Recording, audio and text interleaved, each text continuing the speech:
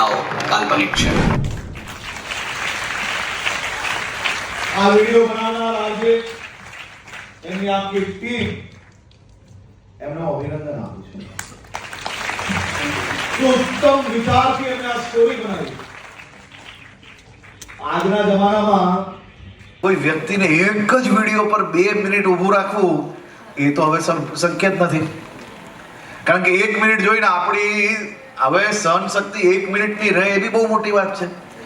તો 1 થી 2 મિનિટની વચ્ચે તમારો આખો વિષય કે ઘટનાઓ કયા પ્રકારની સમાજમાં બનતી હોય એને કયા પ્રકારે આપણે આપણા પરિવારને મદદ કરી શકીએ એ 1.5-2 મિનિટમાં સમજાવવું એ લેખક અને બનાવનાર વ્યક્તિની ખૂબ મોટી સ્કિલ છે. બધા એક સાથે તાળી પાડીને આ ટીમને અભિનંદન.